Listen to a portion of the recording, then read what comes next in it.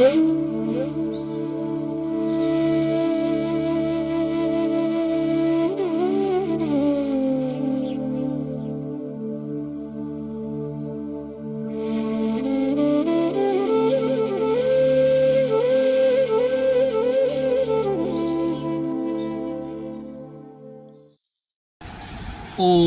জননীং শারদাং দেবীং রামকৃষ্ণং জগদ্গুরুং পাদপদ্মে তয়ো শ্রিত্বা প্রণমামি মুহুর্মুহু।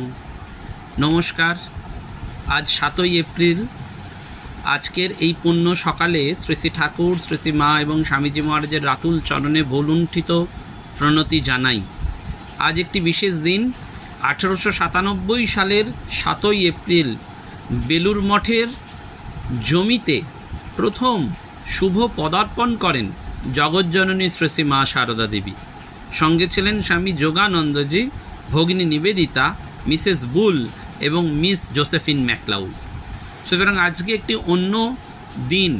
সৎকথায় যে শুভ চিন্তন, কারণ আমরা জানি দীর্ঘ 6 বছর ধরে সৎকথায় প্রতিদিনের মনন, সৎকথায় প্রতিদিনের প্রার্থনার পর নতুন আঙ্গিকে শুরু হয়েছে সৎকথায় শুভ চিন্তন। এটি প্রতি সপ্তাহের মঙ্গল, বৃহস্পতি এবং শনিবার সকাল 7টায় প্রাণারাম বাংলা ইউটিউব চ্যানেলে সম্প্রচারিত হচ্ছে। সুতরাং আজকে এই পুণ্য দিনে 7ই এপ্রিল আমরা প্রাণারাম বাংলা ইউটিউব চ্যানেলে জগজ্জননী শ্রী শ্রী মায়েরই স্মরণ মনন অনুধ্যান করব। এবং ব্যক্তিগতভাবে আজকে এই বিশেষ দিনটিতে আমার নিজেরও একটি ব্যক্তিগত ভালো লাগা রয়েছে, একটি ব্যক্তিগত প্রাপ্তি রয়েছে। সুতরাং সেই ব্যক্তিগত প্রাপ্তি এবং ভালো লাগাকেও আজকে কোথাও শ্রী শ্রী মায়ের এই শুভ পদার্পণের আবির্ভাবটিকে স্মরণে রেখে একটা অন্য তৃপ্তি বা উন্মাদনা সঞ্চারিত হয়। আপনাদের সকলের কাছে জানিয়ে রাখা ভালো যে গত 26শে জানুয়ারি আমরা খুব সুন্দরভাবে ব্রত উদযাপন করেছিলাম সৎকথায় প্রতিদিনের মনন এই ধারাবাহিক অনুধ্যানের 1000তম পর্ব বরানগর মাতৃস্মৃতি মন্দিরে। এবং এই 26শে জানুয়ারি এই উদ্বোধনের এই অনুষ্ঠানের মধ্যে দিয়ে উদ্বোধন হয়েছিল আত্মবিকাশ এবং বিবেকানন্দ অনুধ্যান কেন্দ্র নামে একটি ট্রাস্ট। যে আত্মবিকাশ এবং বিবেকানন্দ অনুধ্যান কেন্দ্র মূলত মানুষ তৈরি করা এবং ঠাকুর মা স্বামীজির আদর্শে সেই মানুষ তৈরি করার লক্ষ্যে কাজ শুরু করে দিয়েছে। 10 জন মেধাবী অথচ একটু অর্থনৈতিকভাবে পিছিয়ে পড়া মেয়েদের নিয়ে শুরু হয়েছে এই কাজ, এবং তাদের প্রতি মাসে পড়াশোনার জন্য বৃত্তি প্রদানের সাথে সাথে স্বামীজি চর্চা করানো হচ্ছে। আপনাদের স্বনির্বন্ধ অনুরোধ, এই কেন্দ্রের মাধ্যমে আগামী দিনেও অনেক সেবামূলক কাজের কর্মসূচি নেওয়া হয়েছে, তাই আপনারা সকলে পাশে থাকবেন। এবং আসন্ন যে বাংলা নববর্ষ, সেখানেও আমরা একটি শৈবা পূজা করার কথা ভেবেছি, যেমন প্রতি বছর হয়। সেখানেও আপনাদের সহযোগিতার ভিক্ষা চাইছি। আর প্রেমপাথার ইউটিউব চ্যানেল, ইউটিউবে গিয়ে আপনারা যদি PREMPATHAAR এই ইউটিউব চ্যানেলটি সাবস্ক্রাইব করে নেন, তাহলে অবশ্যই আমরা এই প্রেমপাথার ইউটিউব চ্যানেলের মাধ্যমেও বিশেষ বিশেষ মুহূর্ত আপনাদের কাছে তুলে ধরতে পারব। আমরা জগজ্জননী মায়ের সম্পর্কে স্মরণ মনন করতে গেলে মনে হয় সেই কথা যে বলরামবাবু বলতেন যে শ্রী শ্রী মা হচ্ছেন ক্ষমা রূপা তপস্বিনী। শ্রী শ্রী মাকে বোঝবার মতন সাধ্য আমাদের কারণ নেই যদি তিনি দয়া করে আমাদের কাছে অনুভবের বৃত্তে ধরা না দেন। কারণ শ্রী শ্রী মা এমনই আধ্যাত্মিক শক্তির এক বিশাল আধার ছিলেন। তিনি তো স্বয়ং জগজ্জননী, যিনি বাইরে গভীর সমুদ্রের মতন প্রশান্ত, অথচ তার আবির্ভাব এই ভারতবর্ষের ইতিহাসে একটা নবযুগের সূচনা করেছে। শ্রীরামকৃষ্ণ লীলায় যেন শক্তির বিজয় বৈজয়ন্তী, এবং শক্তিরই যেন অবতার, আদ্যাশক্তির সাহায্যে সেই অবতার লীলা। উদ্বোধনে একদিন প্রসঙ্গত শ্রী শ্রী মা বলেছিলেন, আমি তো জীবনে চুলই বাঁধিনি, গৌরদাসী এসে আমাকে কখনো কখনো চুল বেঁধে দিত, তাও আমি বেশি সময় রাখতে পারতাম না। খুলে ফেলতুম। একথা শুনেই গোলাপ মার স্বতঃস্ফূর্ত অভিব্যক্তি ছিল, তুমি যে মা মুক্ত কেশী, তাই চুল খোলা রাখবে না তো কি করবে? অর্থাৎ আমাদের এই মুক্ত কেশী কালীর রূপটি যেন ভেসে ওঠে। কালী তন্ত্রোক্ত দক্ষিণা কালীর ধ্যান ও মন্ত্রের প্রথম চরণেই রয়েছে মুক্ত কেশী। পণ্ডিতদের মতে মুক্ত কেশ হচ্ছে মায়া জালের প্রতীক। স্বয়ং দেবী মায়া এবং মায়াতীত, কিন্তু তিনি জগৎকে মায়া পাশে বদ্ধ করেন। মায়ের সেই স্বীকারোক্তি আমাদের সর্বত্র মনে করিয়ে দেয়, কি করব মা, নিজেই মায়া। আবার এই কেশ শব্দটির মধ্যে রয়েছে ক অ ঈশ, অর্থাৎ ব্রহ্মা বিষ্ণু মহেশ্বরে তিনি উদ্দিষ্ট হন। তাই কালী তাঁদেরও মুক্তি দায়িনী, তাই মুক্ত কেশী। আবার কারুর মতেই কেশবিন্যাস হলো বিলাস, অর্থাৎ বিকার, যা দেবীর নেই। তিনি নির্বিকার, অতএব মুক্ত চিকুর। প্রকৃত ক্ষেত্রে বা প্রতিক্ষেত্রে শ্রী মা তার যথাযথ উপমেয়। আমাদের আনন্দ, যেই মা এসেছেন বেলুড় মঠের জমিতে তিনি পদার্পণ করেছিলেন এবং স্বামীজি বলেছিলেন, তুমি তোমার নিজের জায়গায় হাঁপ ছেড়ে বাঁচবে। মায়ের সেই আগমনে যেন আকাশ বাতাস কল্লোলিত হয়েছিল এবং খুব সুন্দর করে মঠের দ্বারপ্রান্ত সাজানো হয়েছিল এই 7ই এপ্রিল 1897 সাল। শ্রী মায়ের যেমন বাগবাজারে আবির্ভাব পুণ্যতিথি উদযাপন করা হয়, বেলুড় মঠে নতুন করে হয়তো উদযাপন করা হয় না, কারণ তিনি স্বয়ং সেই মহামায়া সতীর সমস্ত শরীরের অংশ 51টি স্থানে পতিত হয়ে সেটি 51টি সতীপীঠ হয়েছে। কিন্তু এবারে স্বয়ং শ্রী মা তাঁর যে স্থূল মর্ততনু, সেটি বেলুড় মঠের পুণ্যভূমিতেই দাহ কার্য সম্পাদিত হয়েছে। তাই বেলুড় মঠ যেন একাধারে কৈলাস, একাধারে শিবলোক এবং একাধারে শক্তিপীঠ।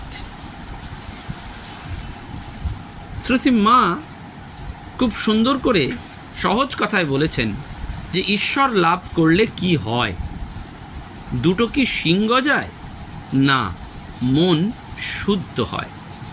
অর্থাৎ এত তপস্যা করে শুধু মন শুদ্ধ হওয়া, তার কারণটি একটি, যে শুদ্ধ মন, শুদ্ধ বুদ্ধি আর শুদ্ধ আত্মা একই।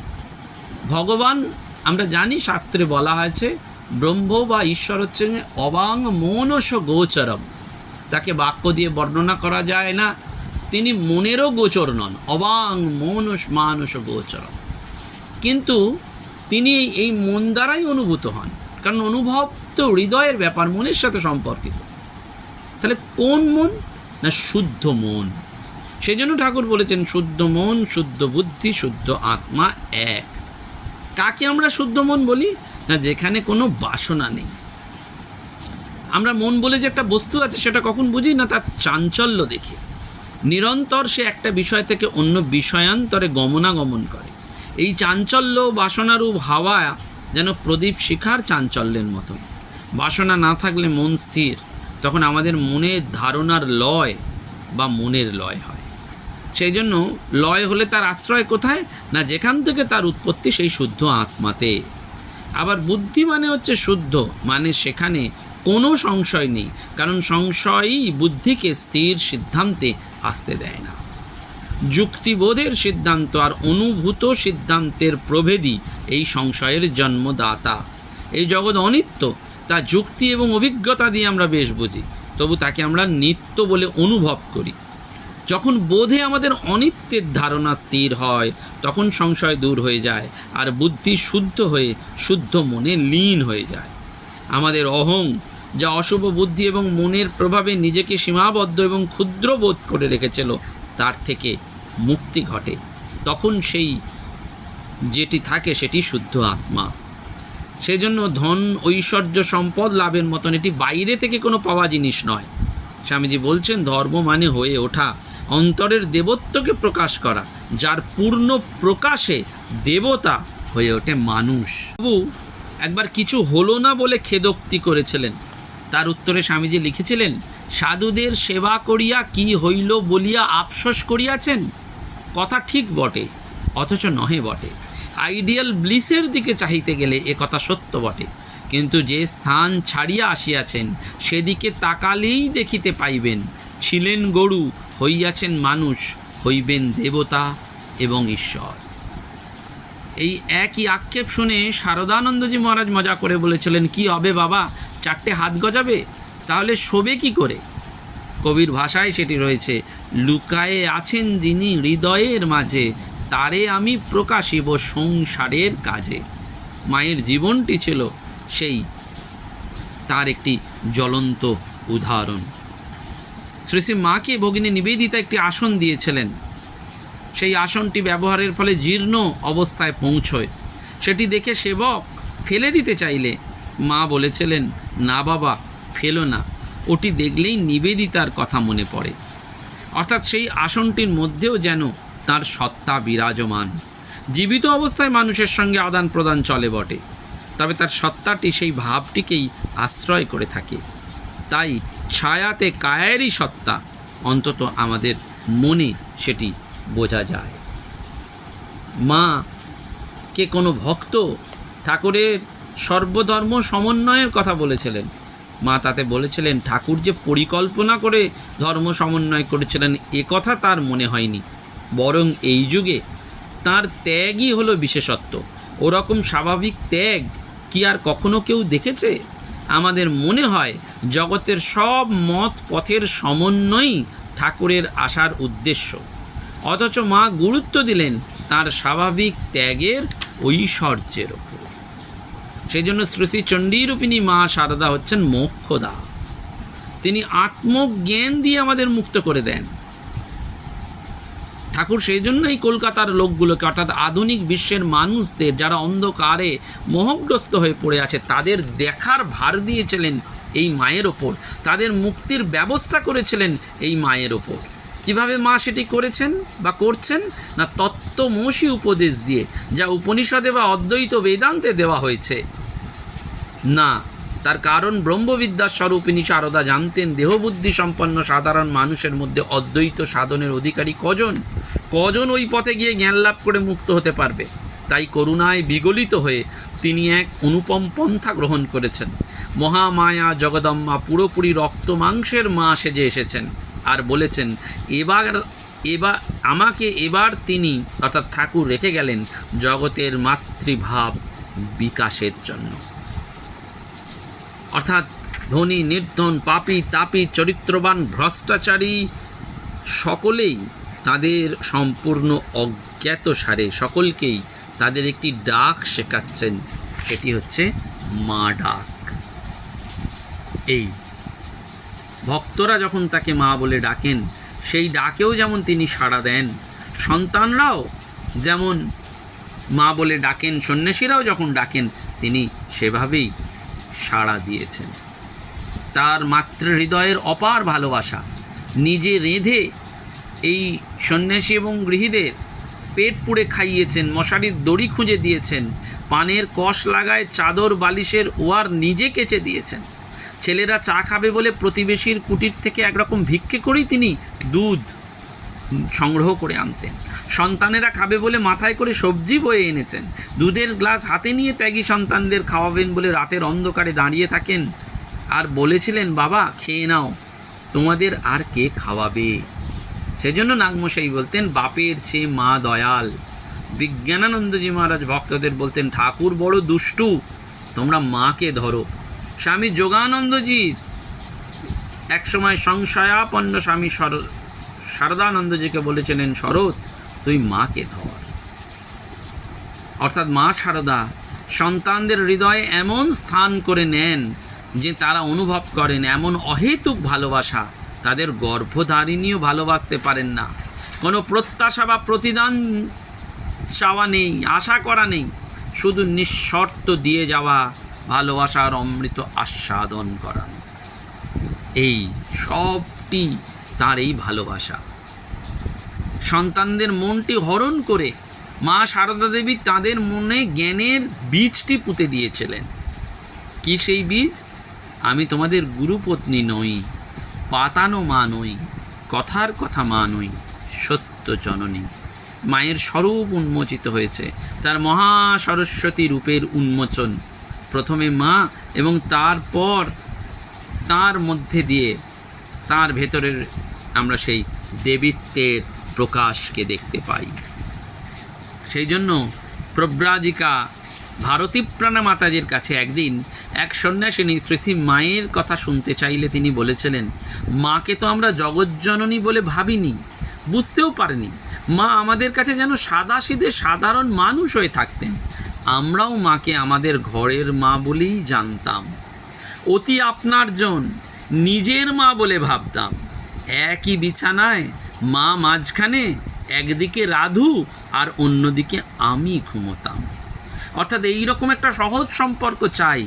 মা সেই চেতনাটিই দিতে এসেছিলেন। ঠাকুর যেমন বারবার বলছেন যে আমি মা বই, অর্থাৎ ভবতারিণীর উদ্দেশ্যে আমি মা বই আর অন্য কিছু জানি না, আমি মন্ত্র জানি না, সাধন জানি না, আমি জানি মা আর আমি তার ছেলে।